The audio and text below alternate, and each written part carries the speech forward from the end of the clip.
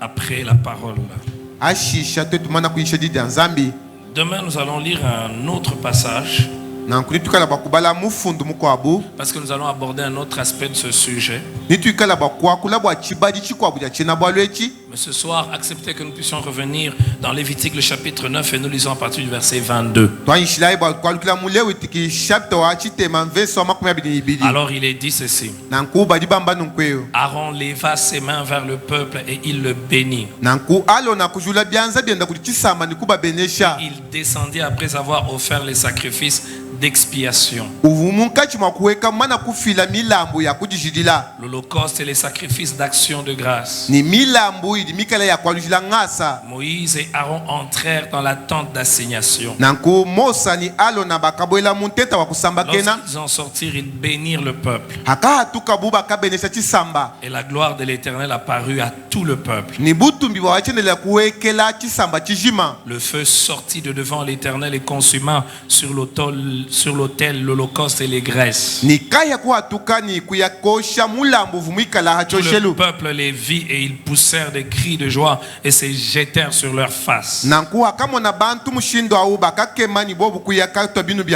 Bien-aimés frères et sœurs, nous l'avons dit et nous le répétons encore ce soir, ce texte nous montre que le feu est descendu parce que le cœur de Dieu était réjoui.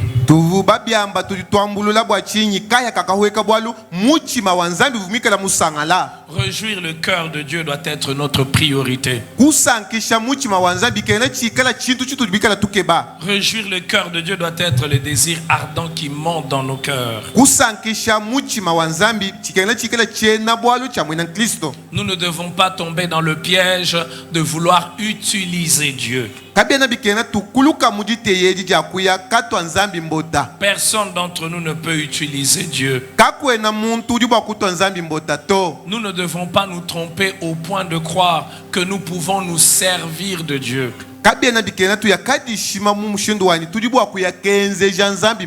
Que des fois notre conception de la prière, notre conception de la marche avec Dieu, c'est que je veux me servir de Dieu. Je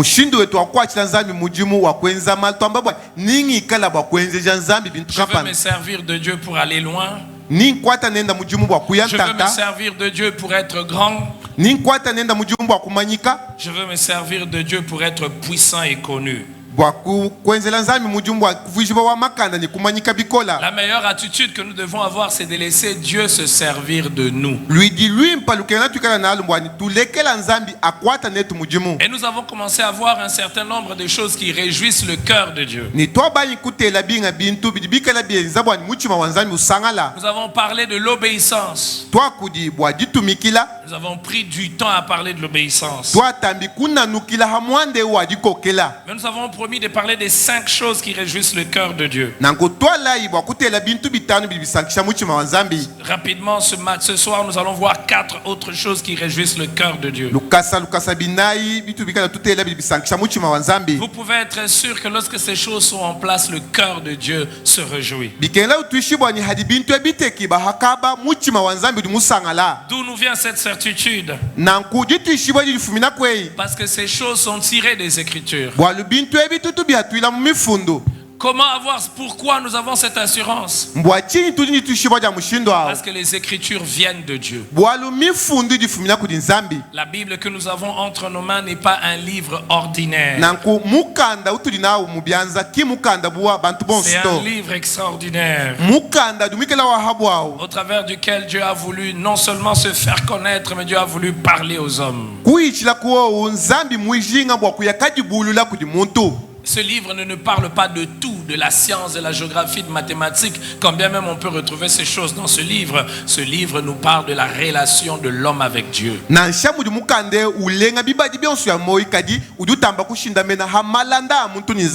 Dieu s'est fait connaître. Dieu s'est dévoilé avec un objectif. C'est que nous puissions marcher avec lui. Ainsi donc, au-delà de l'obéissance, la deuxième chose qui réjouit le cœur de Dieu, c'est la repentance.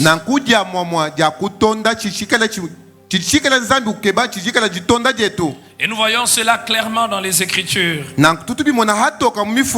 Luc le chapitre 15, le verset 10. Luc le chapitre 15, le verset 10. Versa wa 10 C'est Jésus qui parle. Yesu kudi wakula. On peut lire à partir du verset 9. Tuli bakubana ku versa wa chitema. Luc 15, le verset 9, il est dit ceci. Lorsqu'elle l'a retrouvé, elle appelle ses amis et ses voisines et dit: réjouissez-vous avec moi car j'ai retrouvé la drachme que j'avais perdue.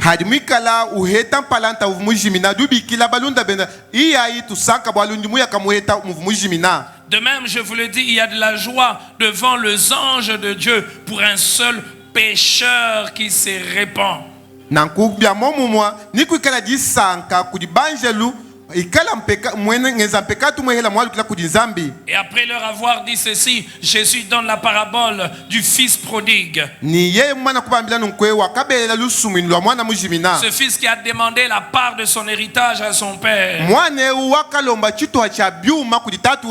et qu'il a dissipé en vivant dans la débauche. À un moment, il rentre en lui-même, il dit: je vais rentrer vers mon père. Je ne suis pas digne d'être appelé ton fils. Traite-moi comme l'un de tes mercenaires. Et là, il nous montre le cœur d'un père. Le père a reçu son enfant avec joie. Le père a couru vers les fils. Je ne sais pas si vous êtes déjà arrêté sur ce point où on dit le fils est en train de venir, mais le père a couru vers les fils. Parce que le père attendait son fils. Il y a de la joie dans le cœur d'un père lorsque le fils qui est en train de se perdre revient.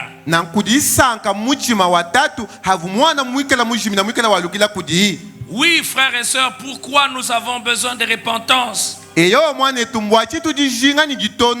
pourquoi la repentance réjouit le cœur de Dieu? Nous avons besoin de repentance parce qu'il y a le péché. Le péché est quelque chose de terrible. Le péché détruit le corps. Le péché détruit les relations. Le péché détruit les familles. Le péché détruit l'éducation des enfants. Mais au-delà de tout cela, le péché détruit la relation entre l'homme avec Dieu. Je aime le pécheur, mais il déteste le péché.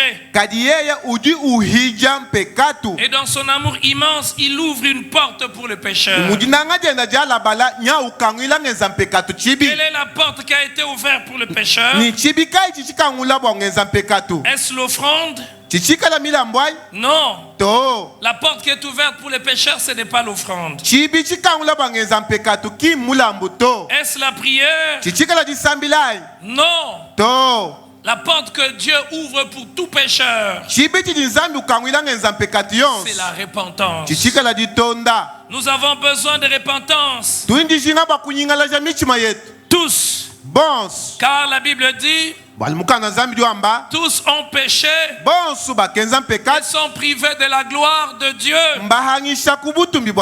Tous sans exception. Vous pouvez être né de la famille d'un diacre, être né de la famille d'un pasteur. Tous ont péché et sont privés de la gloire de Dieu. Nous avons besoin tous de repentance. Et d'ailleurs, même lorsque nous sommes nés de nouveau, gloire à Dieu pour ceux qui le sont. En ces lieux, il arrive de fois. Cela ne doit pas être un style de vie, un mode de vie. Mais il arrive que nous puissions broncher. Et pour cela, frères et sœurs, nous avons besoin de la repentance. Et c'est quoi la repentance? Et pourquoi la repentance réjouit le cœur de Dieu? La repentance, frères et sœurs, c'est un cœur qui retourne vers Dieu. La repentance est un retour vers Dieu. Cela implique premièrement que l'on reconnaît que l'on a mal fait.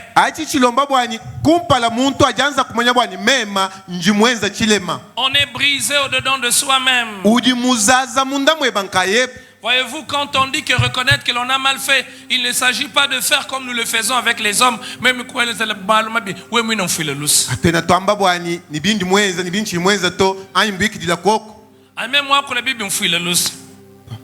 la repentance implique toujours un cœur brisé.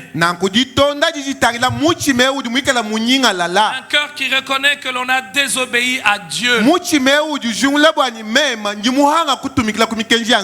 Un cœur qui prend conscience que ce que l'on a fait est mal et qu'on ne doit plus le refaire. La repentance véritable implique le fait que l'on abandonne le mal. C'est donc plus qu'un remords. La repentance n'est pas qu'un remords. C'est une décision de se conformer à la volonté de Dieu alors que l'on se rend compte qu'on a été loin de celle-ci.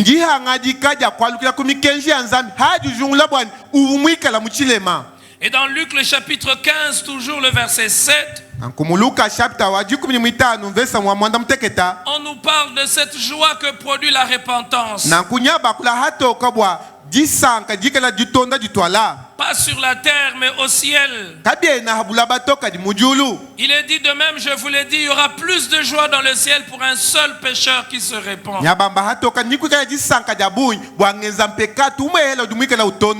Voulons-nous réjouir le cœur de Dieu? Ayons un cœur prompt à se repentir. Trois choses qui empêchent la véritable repentance. Premièrement, l'orgueil. Un cœur orgueilleux, c'est un cœur destiné à la perte. Que de fois l'orgueil remplit nos cœurs. On ne veut pas reconnaître que l'on a mal fait. Par orgueil on dit, moi je ne mérite pas mon rang. Je ne peux pas dire j'ai mal fait. Je ne peux pas dire pardonne-moi.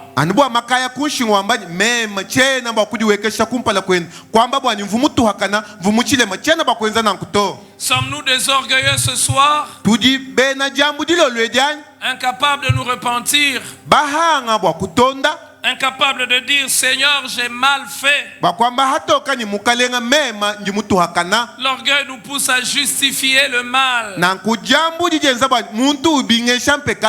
Et parfois on dit même si j'ai mal fait, il n'avait pas le droit de me parler comme ça.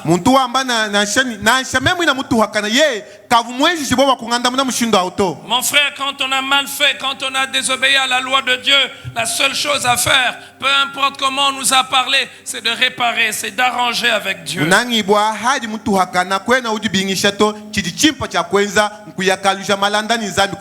Deuxième chose qui nous empêche de nous repentir ou qui fait un frein à la repentance, c'est l'aveuglement. Que c'est triste de voir quelqu'un se perdre, se détruire, mais penser qu'il est en train de se construire.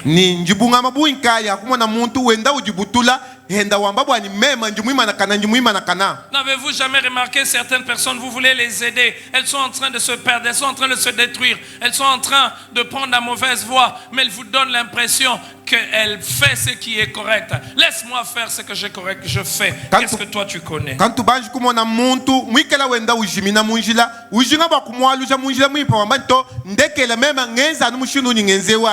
Bien-aimés frères et sœurs, et souvent c'est l'aveuglement spirituel. Le prince de ce siècle aveugle plusieurs. afin qu'ils ne puissent pas voir la lumière de l'évangile briller. Gloire soit rendue à Dieu, parce que par sa grâce il est capable au moyen de sa parole de briser n'importe quel aveuglement.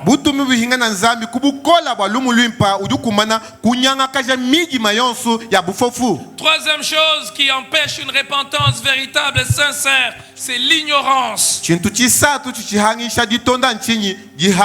Que de fois on est dans l'ignorance. On pense que l'on fait bien alors qu'on fait mal. Et parfois cette ignorance est entretenue par notre environnement. C'est un précieux trésor que d'avoir autour de soi des personnes capables de nous dire la vérité. Et je pense que la meilleure chose qu'un pasteur puisse être pour son église, c'est qu'il soit capable de dire la vérité à tout le monde.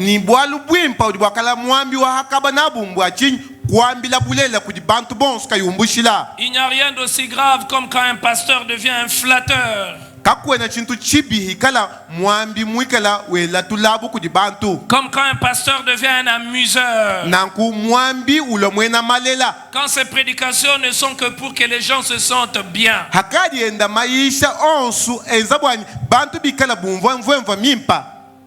Le rôle du prédicateur, c'est d'être un éveilleur. Voilà pourquoi il doit communiquer la connaissance. Parce que plusieurs vivent dans le péché et ne se répandent pas par ignorance. Permettez-moi d'ajouter une quatrième raison pour laquelle plusieurs n'arrivent pas à se repentir facilement.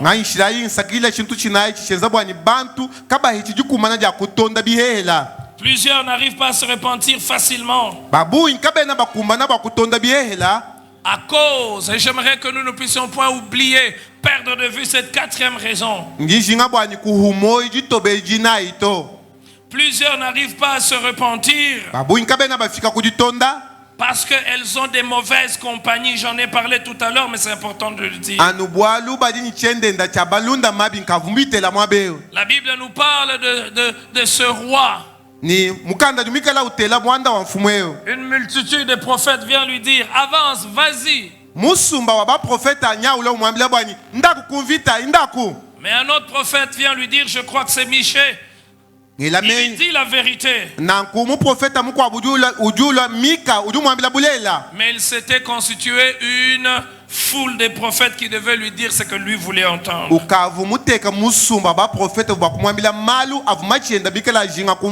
Bien-aimés frères et sœurs, il y a plusieurs exemples de la repentance dans la Bible. Il y a plusieurs exemples de l'appel à la repentance dans la Bible. Dans les livres du prophète Michée, le chapitre 7, le verset 18. Il est dit ceci: quel Dieu est semblable à toi, qui pardonne l'iniquité,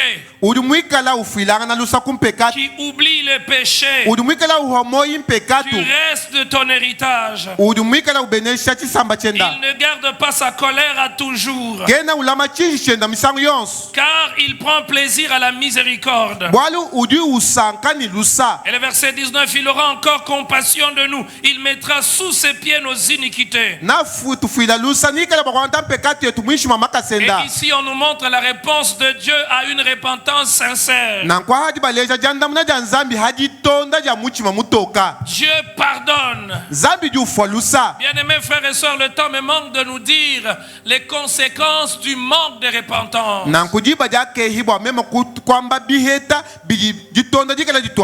Mais vous le savez, quand il n'y a pas de repentance, il y a la culpabilité. L'un des fléaux de notre temps aujourd'hui, c'est la culpabilité. Des personnes qui sont condamnées au-dedans d'elles-mêmes. Elles font semblant de rire. font semblant d'adorer le Seigneur. Mais au-dedans d'eux, il y a un mal-être. Parce que le péché n'est pas résolu, le problème du péché n'est pas apporté devant le Seigneur. Lorsqu'il n'y a pas de repentance, on manque de paix. Comment avoir la paix alors qu'on est conscient qu'on n'est point en paix avec son Créateur? C'est impossible d'avoir la paix si on n'est pas en paix avec Dieu. Et savez-vous, quand quelqu'un n'a point de paix en lui, il ne peut pas la donner autour de soi. Il faut avoir la paix avec Dieu pour être en paix avec soi-même. Et être capable de donner la paix aux autres. Quand il n'y a pas de repentance, il n'y a point de feu de Dieu. Il n'exauce point la prière du pécheur. La seule prière du pécheur que Dieu attend, c'est la prière de repentance. Et quelquefois, nous voulons remplacer la repentance par la délivrance. Passe par la délivrance. Mais celui qui doit passer par la délivrance doit d'abord se repentir. Quand cela n'est pas fait, cela fait qu'il y a des personnes qui sont délivrées chaque fois. Chaque fois ils sont délivrés. Chaque fois ils sont délivrés. Quelle est cette délivrance qui ne s'arrête pas? Les délivrances interminables sont généralement dues au manque de repentance.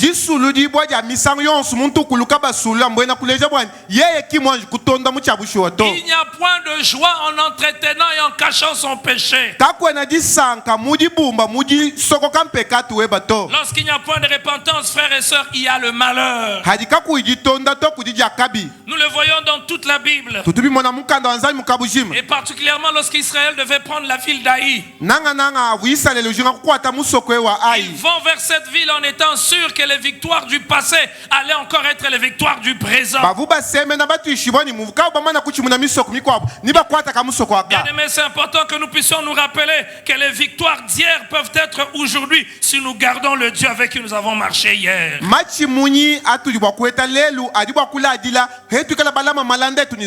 Si par le péché nous tournons le dos ou nous avons tourné le dos à Dieu, il n'y aura pas de victoire.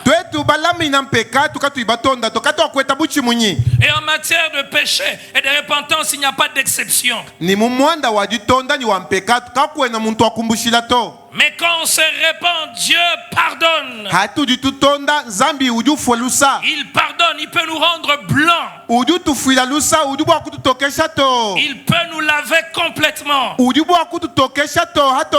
Et il oublie une particularité. Bien-aimés frères et sœurs, dans Ésaïe le chapitre 55, le verset 7, là encore la volonté de Dieu est exprimée. Frères et sœurs, c'est important de nous rappeler ces passages.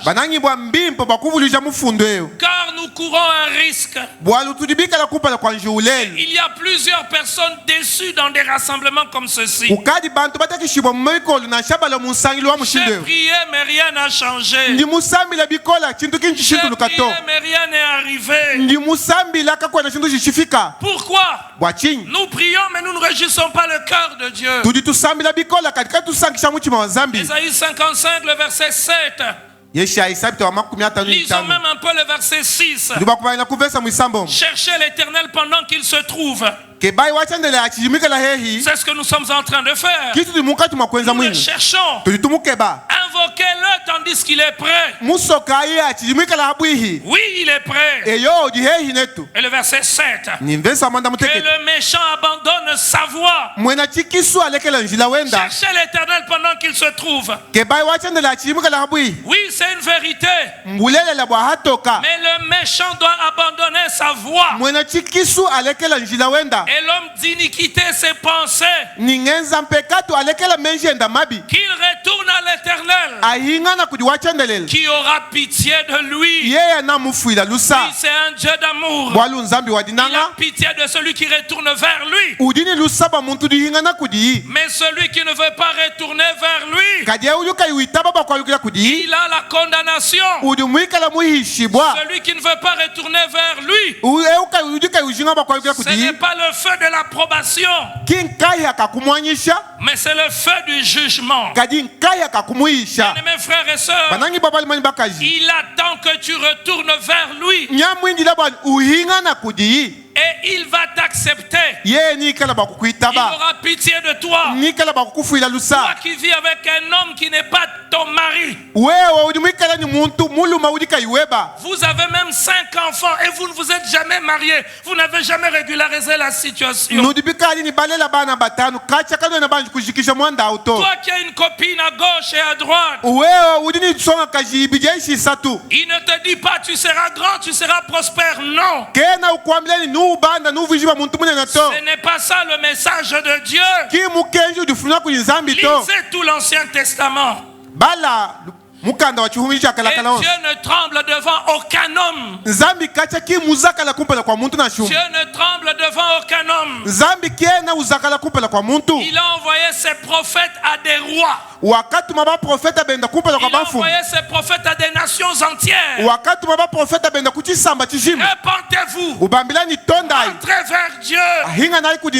Il n'a pas besoin de nous flatter. Et le message de l'église ne doit pas aussi être un message de flatterie. Tu es riche, tu dois te repentir si tu es loin de Dieu. Tu es pauvre, tu dois te repentir si tu es loin de Dieu. Que le méchant abandonne sa voie. Dans le livre de Joël, le chapitre 2. Joël, le chapitre 2, le verset 13. Il est dit ceci. J'aimerais même que nous puissions lire à partir du verset 12. Maintenant encore dit l'Éternel.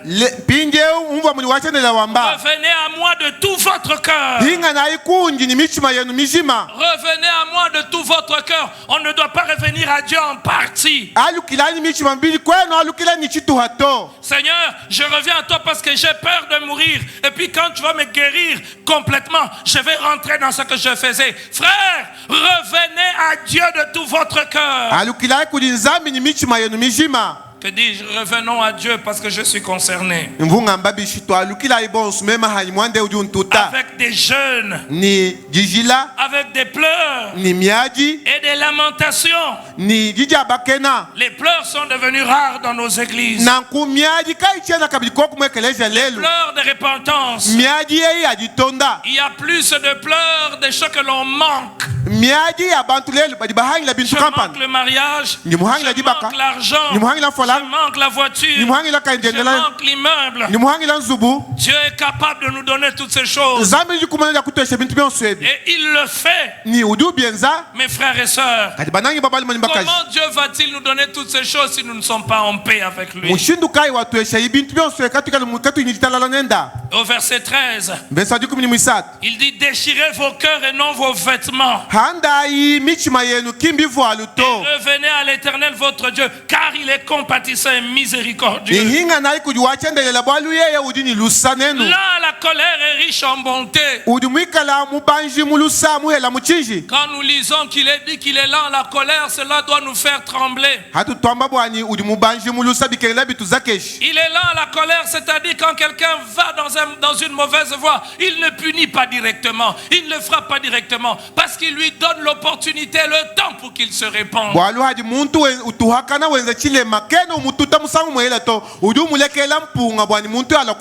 J'ai lu ce verset biblique, je ne l'ai pas recherché, mais c'est un Dieu patient. Il ne veut pas que le méchant périsse.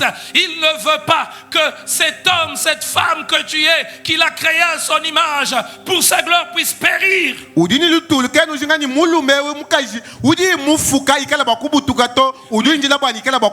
Si tu t'entêtes, si tu écoutes la prédication, Mais tu t'entêtes. Que va-t-il faire? Il n'y aura pas de gloire. Il n'y aura pas de feu. Frère, il n'y aura pas de feu là où il y a point de repentance. Regardez comment le père était content quand le fils rentrait. Il a couru pour accueillir son fils. Il y a de la joie au ciel quand un seul pécheur se répand. Puisse la soirée de ce soir être une opportunité pour que quelqu'un se répande sincèrement. Dans Ézéchiel, le chapitre 18, le verset 30 jusqu'au verset 32. C'est pourquoi je vous jugerai. Chacun selon ses voies. Que de fois la manière dont on a présenté le Dieu d'amour n'est pas une manière correcte. C'est un Dieu d'amour, mais c'est un Dieu qui est dans la vérité.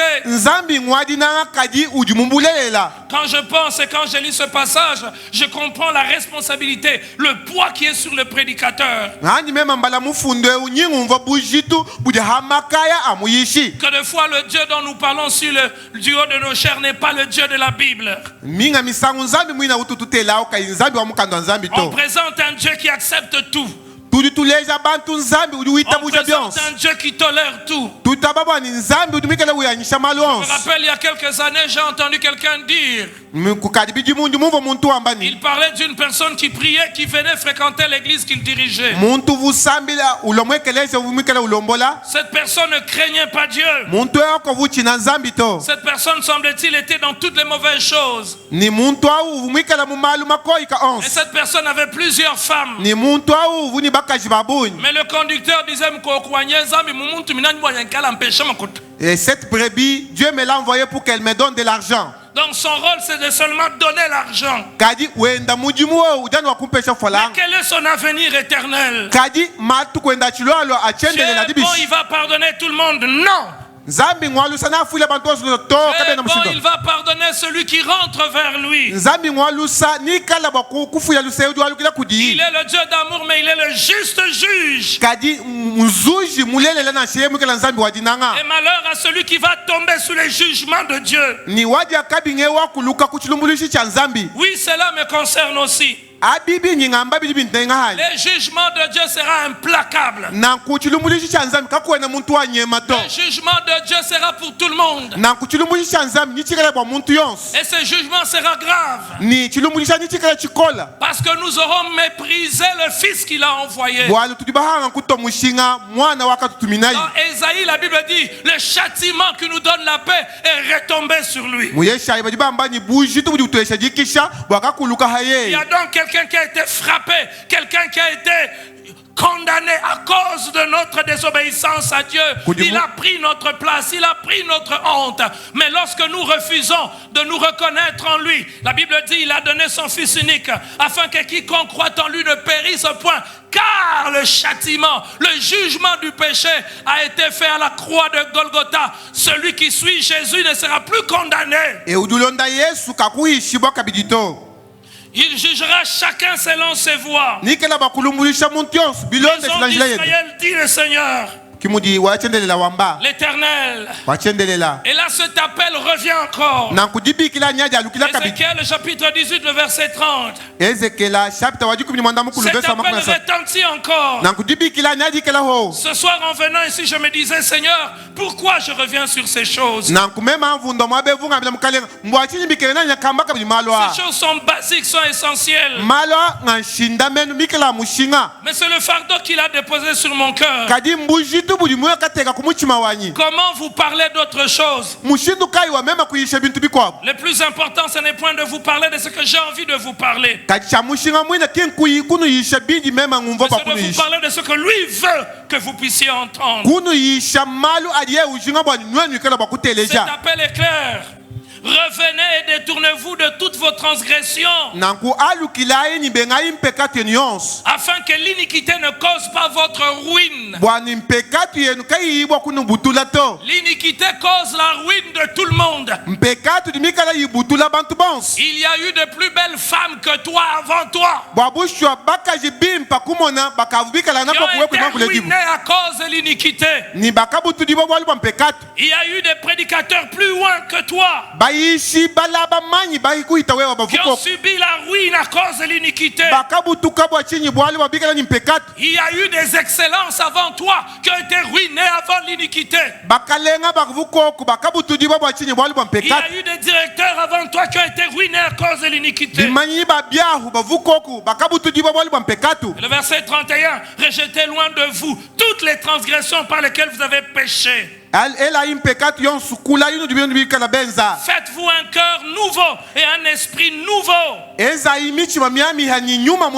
Pourquoi mourriez-vous, maison d'Israël? Quelle question? Pourquoi mourriez-vous, maison d'Israël? Le verset 32 nous révèle le cœur de Dieu pour tout le monde. Car je ne désire pas la mort de celui qui meurt, dit le Seigneur l'Éternel. S'il y a les désastres, ce n'est pas toujours la volonté de Dieu. Ah oui, mais c'est la volonté de Dieu qui s'est accomplie. Non, ce n'est pas la volonté de Dieu. Il ne désire pas la mort de celui qui meurt. Et le verset 32, c'est comme l'évangile avant le Nouveau Testament. C'est d'ailleurs un résumé de l'évangile. La fin du verset 32. Convertissez-vous donc et vivez. Celui qui ne se convertit pas, qui ne se repent pas, ne vivra pas. Il aura la gloire, mais il n'aura pas de vie. Dieu attend de nous la repentance. Comment l'on se repent, frères et sœurs? En ouvrant son cœur à Dieu et en lui parlant. Dieu, on ne le corrompt pas par un présent. Dieu, on ne le corrompt pas par quelque chose qu'on lui donne. Que de fois nous voulons calmer notre conscience. J'ai mal fait, mais je vais servir l'Éternel. Dieu va même se souvenir de moi à cause du service que j'ai fait. J'ai mal fait, mais je vais donner de l'argent. Je vais aider les pauvres. Aider les pauvres, oui, mais repentance avant. Voyez-vous, il y a tellement de choses à dire, mais j'aimerais passer vite à la troisième chose qui réjouit le cœur de Dieu. Première chose, l'obéissance. Deuxième chose, la repentance. Troisième chose, l'amour. Bien-aimés frères et sœurs, toute la Bible nous montre que Dieu est un Dieu d'amour. Et il attend que nous puissions être comme lui. Que nous puissions aimer comme lui. Mais surtout que nous puissions l'aimer. Le feu ne descend pas lorsqu'il n'y a point d'amour pour Dieu. Et généralement, c'est le piège que l'on a lorsqu'on est prédicateur. Lorsqu'on est un homme de Dieu, entre guillemets. Quand on doit prêcher, on va sur une montagne. On prie. Seigneur, manifeste-toi par des signes, par des prodiges. En réalité, on n'aime pas Dieu. Mais on recherche la gloire qui vient lorsque Dieu se manifeste. Dans Deutéronome, le chapitre 6, le verset 5. Tu aimeras l'Éternel, ton Dieu, de tout ton cœur, de toute ton âme et de toute ta force. Lorsque nous aimons Dieu, cela réjouit son cœur. Il veut que nous puissions l'aimer totalement. 5 caractéristiques de l'amour que nous devons porter pour Dieu. L'amour que nous avons pour Dieu doit être un amour vrai. Parce que Dieu sonde le cœur. Que les personnes disent qu'ils aiment Dieu parce que tout va bien. Que les personnes disent qu'ils aiment Dieu parce qu'ils ne sont pas menacés. L'apôtre Paul dit, qu'est-ce qui me séparera de l'amour du Seigneur? Rien ne me séparera de l'amour du Seigneur. Je veux la gloire qu'il y avait dans le ministère de Paul. Les révélations qu'il avait. Mais plus que tout, je veux avoir un cœur qui aime Dieu comme il l'aimait. Il a le courage de dire, qui est-ce qui vous a sauvé? Alors que dans l'église de Corinthe, il y avait des divisions. Il ne voulait pas tirer profit. Il ne voulait pas se mettre en avant. Parce que son amour pour Dieu était vrai. Aimer Dieu d'un amour vrai. Plus qu'être votre pasteur, j'aimerais aimer Dieu. Si je ne l'aime pas, frère, et que je vous prêche, mes enfants ne le connaîtront pas. Parce que pour vous, je peux vous prêcher, mais mes enfants verront comment je vis. Son amour pour Dieu était vrai. Il ne veut rien connaître si ce n'est Christ crucifié. Il dit, m'en aller, c'est un sujet de joie, je serai avec lui. Mais à cause de vous, je dois rester. Quelque part, il dit, je suis déjà une libation, une offrande. Jésus n'a-t-il pas posé la question à Simon, Simon fils de Jonas, m'aimes-tu? Notre amour pour Dieu doit être vrai. Tu m'aimeras de tout ton cœur, de toute ton âme et de toute ta force. Deuxièmement, notre amour pour Dieu doit être manifeste. Un amour que l'on ne peut pas démontrer n'est pas vrai. Un amour que l'on cache. Un amour que l'on cache là où l'on travaille. Frères et sœurs, tes enfants doivent connaître que tu aimes Dieu. Ton épouse doit connaître que tu aimes Dieu. Partout on doit connaître que tu aimes Dieu. Lui nous a aimés et il n'a pas caché son amour. Il a démontré son amour publiquement en envoyant son fils unique, Jésus-Christ, mourir. Jésus n'est pas venu que nous enseigner.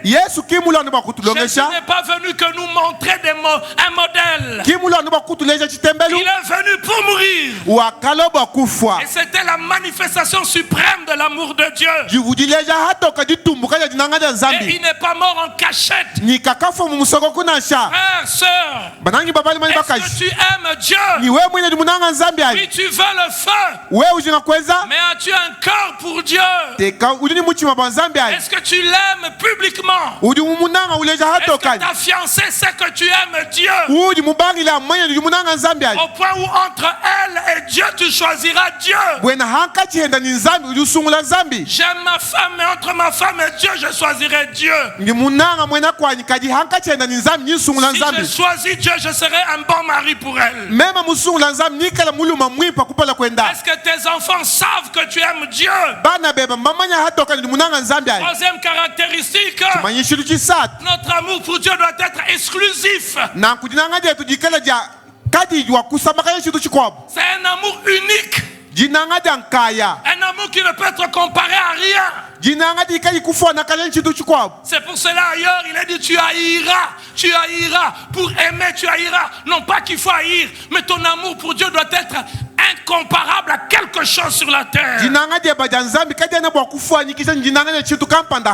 C'est un amour exclusif. On ne peut pas mettre sous le même pied d'égalité l'amour que nous avons pour Dieu et autre chose. Aimer Dieu, c'est l'équilibre de la vie. Vous ne pouvez pas aimer ce que vous faites pour Dieu plus que vous n'aimez Dieu.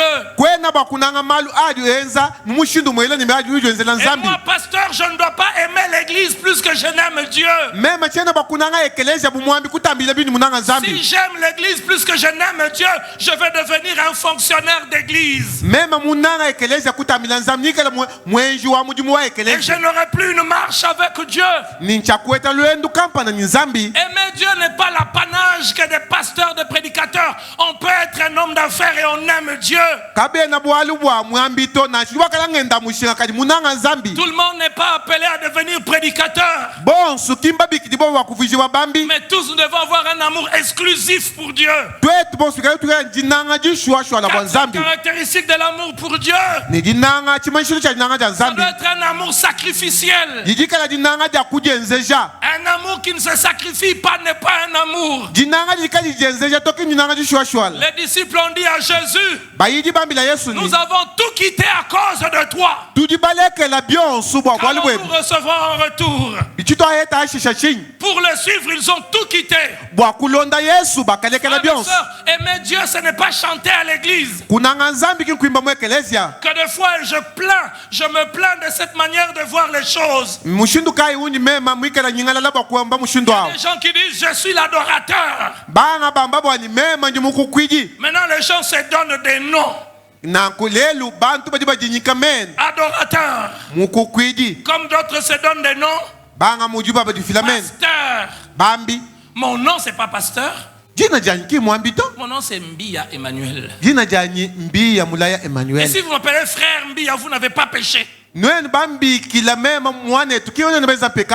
Que des fois certains, on enlève même le nom, on dit pasteur. Et maintenant il y a des gens qui ont le nom adorateur. On va appeler l'adorateur Rabbi. L'homme de Dieu. De Mbujiman jusqu'aux extrémités de la terre. Frère, le véritable adorateur, c'est un amoureux de Dieu. La Bible nous dit qu'Abraham, Dieu lui a demandé Isaac, il a donné. Un amour qui n'a pas une dimension sacrificielle n'est pas un véritable amour. Et rappelez-vous, le feu dans Lévitique est descendu sur le sacrifice. Le feu est descendu sur le sacrifice. Il y avait un sacrifice sur l'autel. Et le sacrifice que Dieu attend pour que le feu descende, même dans l'église, ce n'est pas d'abord nos lèvres, les fruits de nos lèvres, c'est nos vies que nous lui donnons. C'est le premier sacrifice que Dieu attend. Quand je parle d'un amour sacrificiel, je ne parle pas d'abord que tu sacrifies l'argent, que tu sacrifies les diplômes. Le premier sacrifice que nous devons apporter, c'est nos cœurs. Si tu ne lui as jamais amené ton cœur, tout ce que tu lui donnes n'est pas encore agréable à toi. Parce que tout ce que tu as, c'est lui qui a créé. La Bible dit, si tu avais besoin de l'or, si tu avais besoin de l'argent, est-ce à un homme que tu demanderas? Frères et sœurs, la preuve que ça ne t'appartient pas, que ça ne nous appartient pas, nous mourrons tous et nous abandonnons cela. Qui est celui qui part avec l'argent qu'il a accumulé, l'argent pour lequel il fait l'hypertension, l'argent pour lequel il fait l'AVC? Qui est celui qui part avec l'argent pour lequel il détruit sa famille, il détruit son couple? Il n'y a aucune personne. La preuve que ça ne nous appartient pas. Ce que tu dis que ça t'appartient aujourd'hui, ce n'est pas pour toi, c'est pour Dieu. Il y a des hommes et des femmes qui ont eu ça avant toi. Ils ont tout laissé. Ne sois pas impressionné quand tu donnes cela à Dieu. Il y a une seule chose que l'argent ne peut pas acheter, que le diamant ne peut pas acheter, que les richesses ne peuvent pas acheter. Et c'est cette chose-là que Dieu veut. C'est ta vie.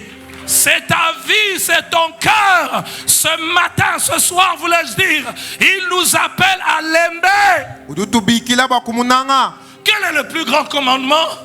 Tu aimeras l'Éternel ton Dieu. Il n'y a point de feu si nous n'aimons pas Dieu. Frères et sœurs, Église Mbujimayi, nous avons besoin du réveil. Nous avons besoin de la gloire de Dieu.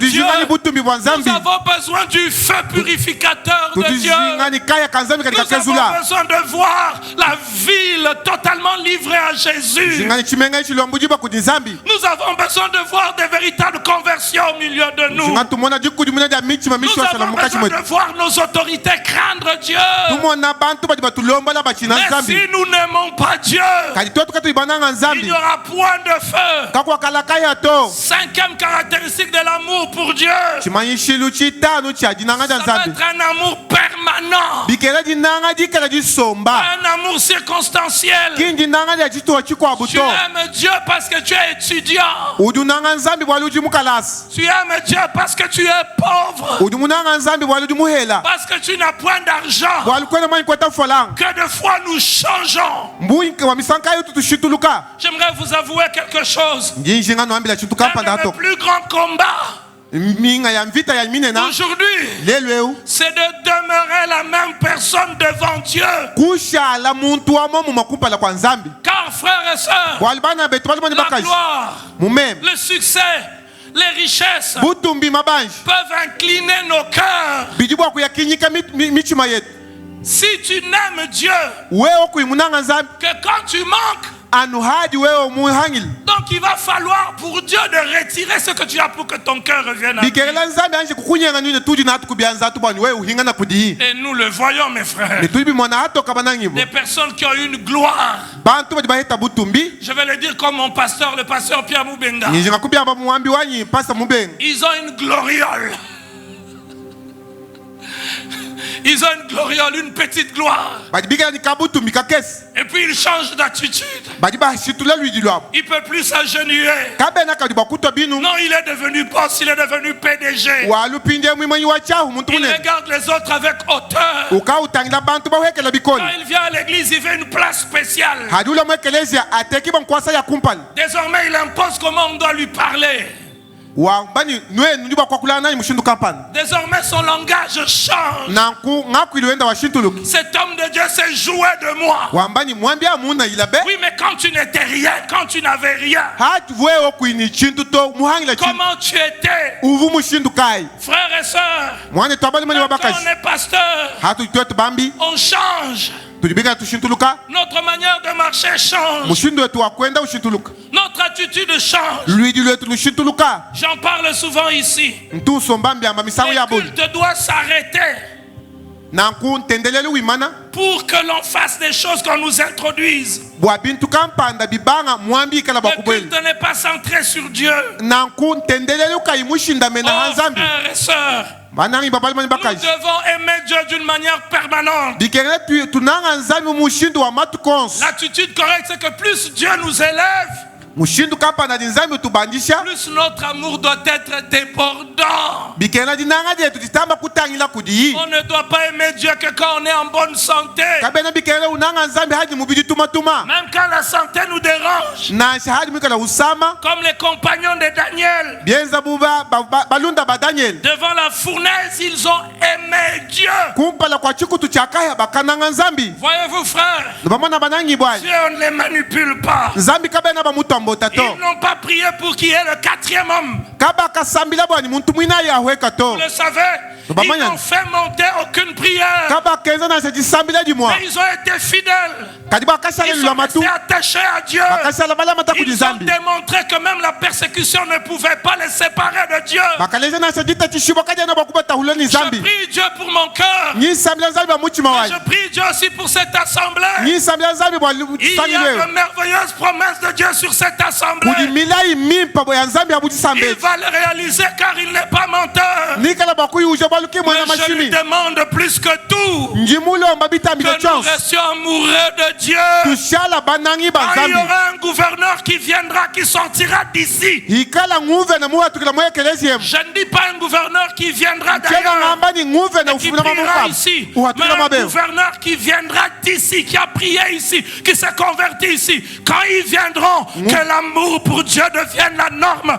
Pas ceux qui, quand ils sont élevés, on commence à les voir dans des débits de boissons, on commence à les voir dans la prostitution, on commence à les voir dans tout ce qui est condamnable, dans la corruption et dans la mégestion. Je prie Dieu que nous puissions être une assemblée qui aime Dieu.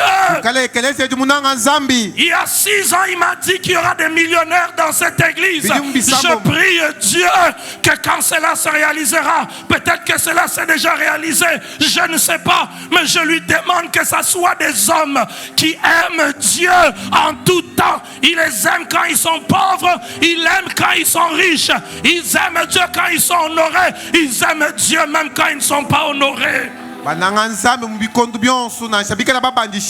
Le 4e homme n'est pas venu parce qu'ils ont prié. Il y a des miracles qui viennent même sans prière. Je répète, il y a des miracles qui viennent même sans prière. Nous sommes une génération qui courons derrière les miracles. La Bible dit, voici les signes qui accompagneront qui? Ceux qui ont cru. C'est l'inverse qui devait se faire. Nous ne devons pas courir derrière le miracle. Nous devons aimer celui qui fait les miracles. Je répète, nous ne devons pas courir derrière les miracles. Il y a ces personnes qui sont instables, qui courent ça et là à la recherche des pseudos, comme le pasteur Vernon le disait, des pseudo-prophètes. Ils courent derrière des gens qui vont leur dire des histoires, mais leur cœur n'est point devant Dieu. Les 4 compagnons n'ont pas couru derrière un 4e homme. Ils n'ont pas prié pour dire qu'il y a un 4e homme. Ils sont entrés dans le feu par amour pour Dieu. Nous ne pouvons pas adorer autre chose que Dieu. Et quand ils sont entrés, Dieu a honoré la fidélité de ceux qui le suivaient. Dieu honore la fidélité. Et que dire de Daniel? Voyez-vous, les vérités bibliques sont profondes. Même si j'avais toute l'éternité, je ne vous prêcherai pas toute la parole de Dieu. Elle me dépasse même moi-même. Daniel, dans la fosse au lion, la Bible ne nous dit pas qu'il a prié. Vous avez déjà remarqué ça? Dieu a fermé la gueule du lion.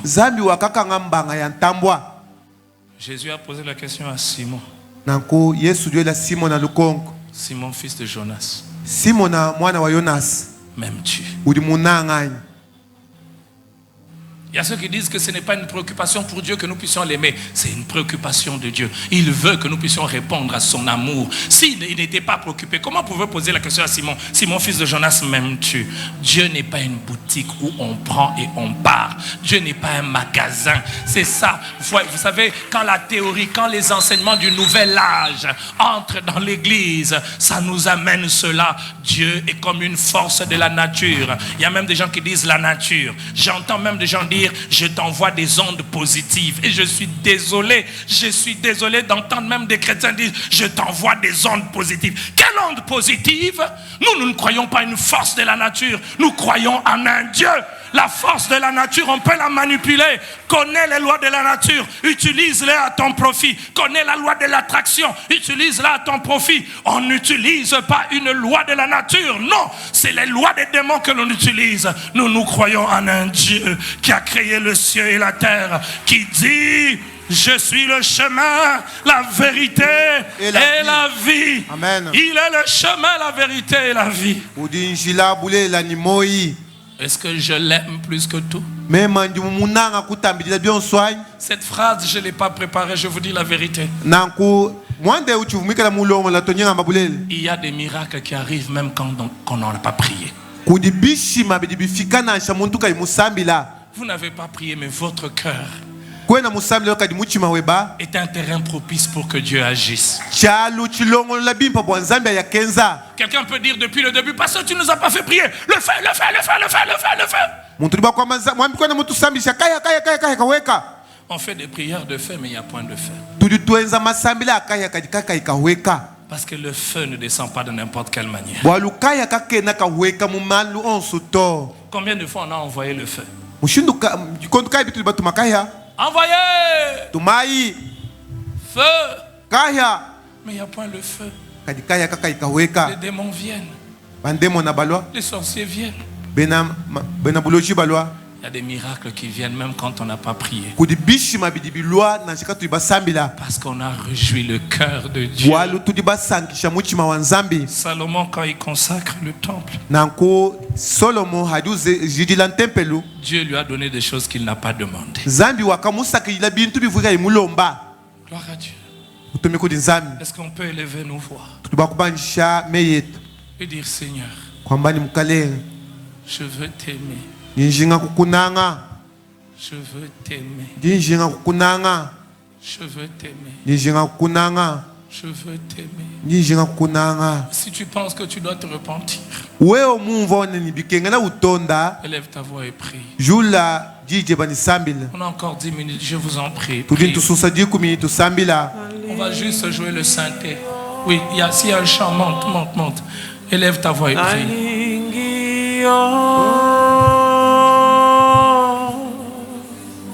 Élève ta voix et prie. Le feu descend là où il y a l'amour.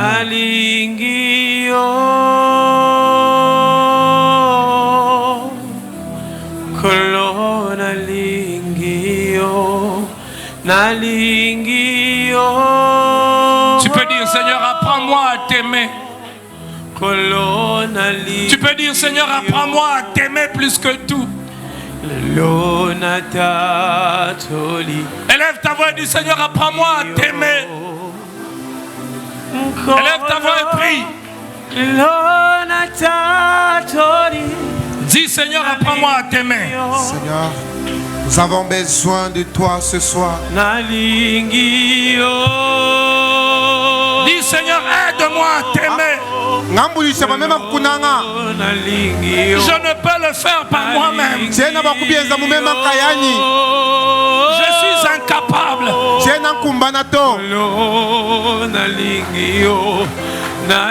Je veux te servir, mais en étant amoureux de toi. Je veux te servir, mais en ayant un feu qui déborde. Je ne peux le faire par moi-même. Si tu penses que tu dois te repentir, viens ici, passe devant. Agenouille-toi et prie, parle à Dieu. Parle à Dieu. Parle à Dieu. On va laisser le Saint-Esprit seul un instant. On va laisser le Saint-Esprit seul. Tu penses que tu dois te repentir, passe devant. C'est devant Dieu.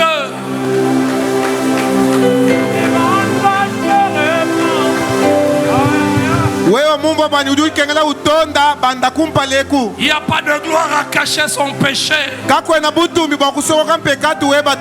Tu veux dire Seigneur, je t'aime plus que tout. Gloire à Dieu pour ceux qui s'avancent. Gloire à Dieu.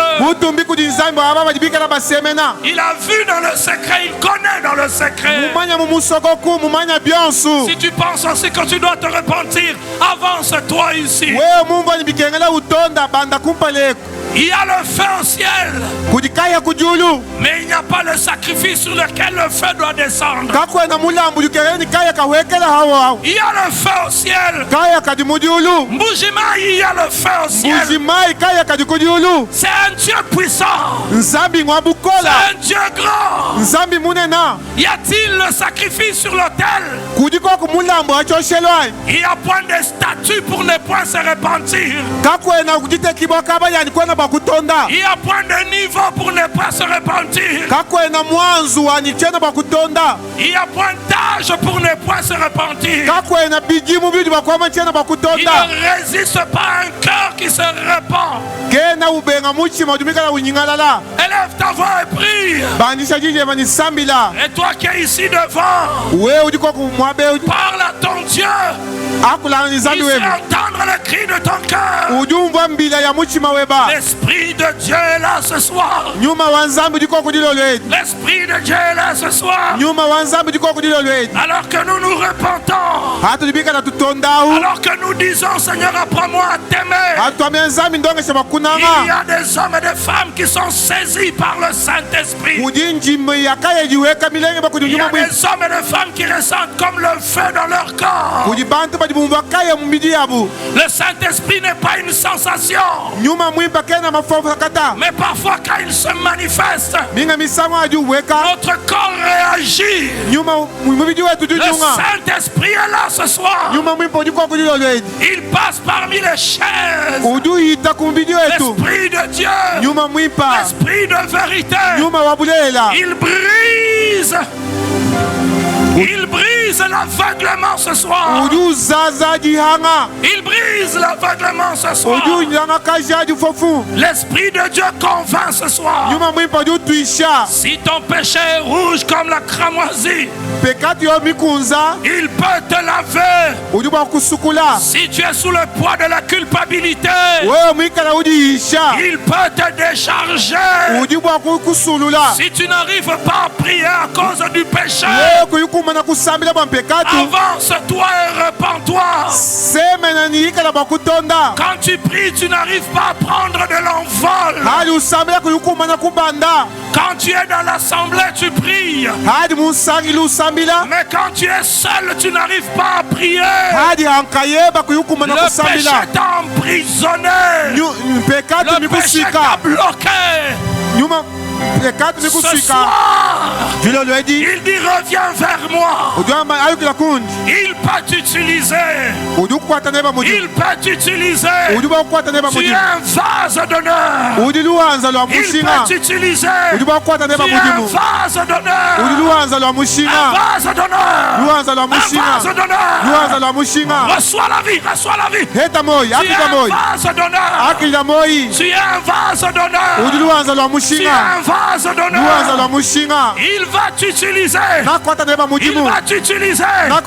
Il va t'utiliser. Il va t'utiliser. Il va t'utiliser pour sa gloire. Il va t'utiliser pour sa gloire. Pendant que tu te répands, pendant que tu retournes vers Dieu, la malédiction part. La malédiction part. La malédiction part. Au nom de Jésus. Au nom de Jésus. Au nom de Jésus. L'aveuglement tombe. Y a-t-il quelqu'un qui n'arrive pas à abandonner un péché? Y a-t-il quelqu'un qui n'arrive pas à abandonner un péché? Le Seigneur est là ce soir. Lorsqu'on parle de lui, il se glorifie. Lorsqu'on parle de lui, il descend et il agit. Lorsqu'on parle de lui, il se manifeste. Lorsqu'on parle de lui, il agit parce qu'il est Dieu. Il agit parce qu'il est Dieu. Celui qui aime Dieu est un vase d'honneur. Il va utiliser le vase. Il va utiliser le vase. Bien-aimés frères et sœurs, pendant un instant, est-ce qu'on peut tous se lever? Il est là ce soir. Il est là ce soir pour nous faire du bien. Nous allons élever nos voix, élever nos mains et nous consacrer à nouveau. On va dire Namikabi, je m'abandonne à toi. Je me donne à toi. Me voici comme un instrument pour ta gloire. Me voici comme un instrument pour ta gloire. Élève tes mains, élève ta voix et parle à Dieu. On va laisser juste les chanter. Élève ta voix et prie. Dis Seigneur, je m'abandonne à toi. Et pendant que tu fais cette prière, il envoie son feu. Il envoie son feu. Le feu de l'esprit. Élève ta voix et dis à Dieu, je m'abandonne. Dis à Dieu, je m'abandonne. Je m'abandonne à toi. Dis à Dieu, je m'abandonne à toi. Pendant que tu pries, il te touche. Là où tu es, ma soeur. Une expérience unique avec le Saint-Esprit. Oh, l'Esprit de Dieu. L'Esprit de la Pentecôte. Le feu d'en haut. Dis à Dieu, je m'abandonne à toi. Dis à Dieu, je m'abandonne à toi. Dis à Dieu, je m'abandonne à toi. Ne te gêne pas, ne te gêne pas. Ne te gêne pas, ne te gêne pas. Ne te gêne pas, ne te gêne pas. Ne te gêne pas, ne te gêne pas. Reçois ce feu, reçois ce feu. Reçois ce feu. Là où tu es, reçois ce feu. Reçois ce feu. Là où tu es, reçois ce feu. Reçois ce feu. Même si le pasteur Emmanuel ne t'impose pas les mains, c'est Jésus qui donne le Saint-Esprit. C'est Jésus qui remplit. Reçois ce feu, reçois ce feu. Reçois ce feu de Dieu. Un feu qui te fait déborder. Laissez-la, laissez-la, laissez-la, laissez-la prier. Élève ta voix et prie. Élève ta voix et prie. Élève ta voix et prie. Parle à Dieu. Dis à Dieu, me voici. Je suis le sacrifice. Je suis le sacrifice. Je suis le sacrifice. Je suis le sacrifice. Élève ta voix et prie. Dis à Dieu, je suis le sacrifice. Je suis le sacrifice. Et le feu de sang. Et le feu de Dieu descend. Il a dit dans les derniers jours, je répandrai de mon esprit sur toute chair.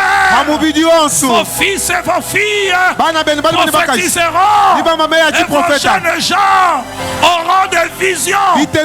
Père, accomplis ta promesse ce soir. Accomplis ta promesse ce soir. Accomplis ta promesse ce soir. Il y en a qui n'ont jamais été baptisés. Reçois le feu, reçois le feu. Reçois ce feu. Reçois ce feu au nom de Jésus. Il y en a qui ont l'impression que le Dieu de la Bible est une histoire. Il y en a qui ont l'impression que le Dieu de la Bible n'est resté que dans le passé. C'est un Dieu qui agit. C'est un Dieu qui touche. C'est un Dieu qui remplit. Baptise les hommes et les femmes. Baptise les hommes et les femmes. Que l'Esprit de Dieu déborde. Que l'Esprit de Dieu déborde. Que l'Esprit de Dieu remplisse les cœurs. Ce soir, un amour qui déborde pour Dieu. Un amour qui déborde pour Dieu. Le sacrifice est là ce soir. Nous savons qu'il y a le feu. Nous savons qu'il y a le feu. Oh, reçois cette vie. Reçois ce feu. Reçois ce feu, reçois.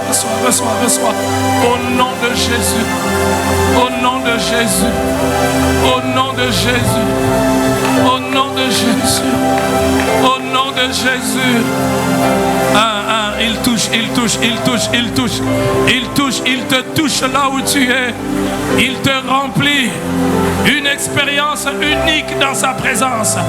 Une expérience unique. Reçois la vie. Reçois la vie. Au nom de Jésus. Une expérience unique dans sa présence. Une expérience unique. Une expérience unique. Je répandrai de mon esprit. Vos fils et vos filles auront des visions. Et vos jeunes gens. Il le fait. Ce soir. Il le fait ce soir. Madame, reçois. C'est ta part. C'est ta part au nom de Jésus. C'est ta part au nom de Jésus. Il a dit, je répandrai de mon esprit sur toute chair. Vos fils et vos filles prophétiseront. Plus de vie, plus de vie, plus de vie. Nous voulons ce que l'homme ne peut pas créer. Nous voulons ce que l'homme ne peut pas fabriquer. Nous voulons ce que l'homme ne peut pas contrefaire. L'homme ne peut pas contrefaire la gloire de Dieu. La gloire de Dieu, elle est unique, jeune fille. Reçois cela, reçois cela. Reçois cela au nom de Jésus.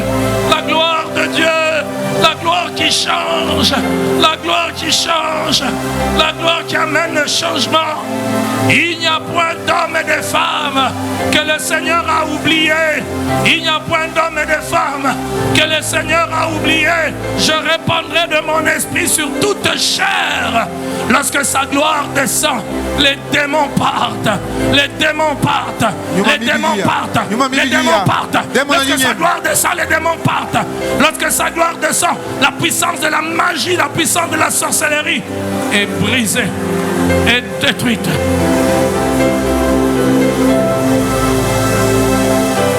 Qui est comme lui? Qui est comme lui? Encore plus. Encore plus. Encore plus. Encore plus.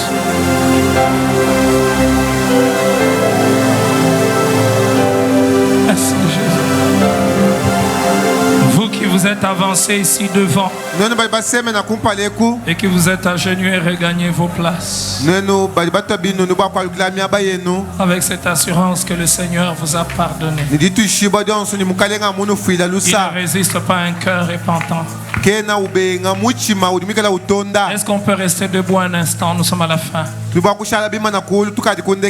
Si tu n'as pas donné ton offrande au début, passe devant. Viens mettre rapidement ton offrande dans le panier. Est-ce qu'on peut tous se lever? Tu n'as pas donné ton offrande au début, passe devant, viens mettre ton offrande dans le panier.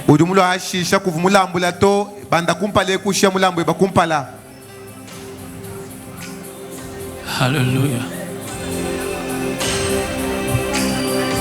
Jésus est bon.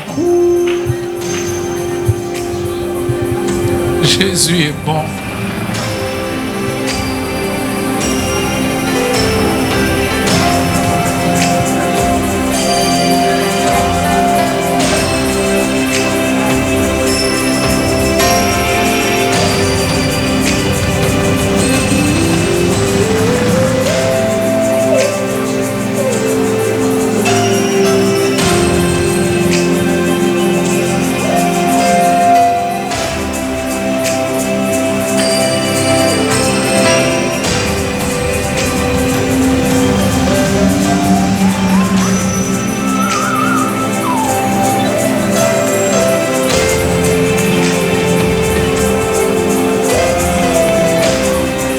Pendant que les dernières personnes s'avancent, on peut élever nos voix, dire merci au Seigneur Jésus.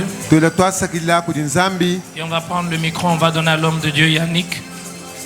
Il va s'avancer, il va nous bénir ce soir. Élevons nos voix. Remercions le Seigneur. Et recevons cette bénédiction.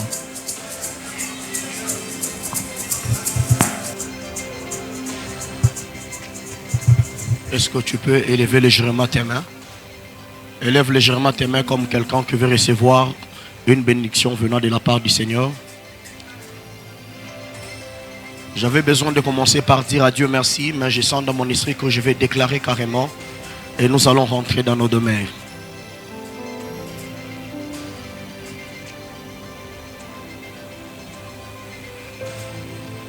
Tout ce que tu dis dans ta parole se réalise. Ta main n'est pas assez courte. Lorsque ta parole est libérée, ta main arrive toujours au point de réaliser ce que tu as dit. Éternel Dieu des armées, je prie pour la vie de tout un chacun de nous et de ma vie aussi personnellement. Que l'amour qui vient d'être restauré dans nos cœurs ce soir nous accompagne jusque dans nos demeures. Que l'amour qui a été remise à la place ce soir nous accompagne jusque dans nos maisons.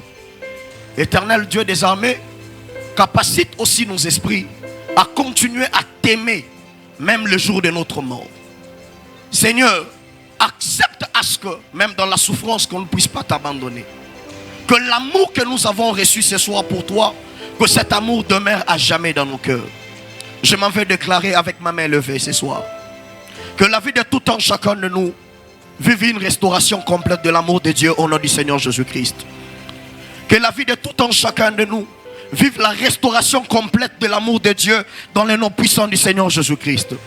Que là où les choses ne marchaient pas, enfin, que l'amour de Dieu puisse disparaître. Je prie de tout mon cœur ce soir que les choses commencent à marcher et que l'amour de Dieu répande dans nos cœurs au nom du Seigneur Jésus-Christ. Que là où les complications s'étaient déjà installées et ça a installé aussi des doutes dans nos cœurs, afin que nous ne puissions pas continuer à aimer le Seigneur, je prie à ce que la paix du Seigneur entre dans nos vies.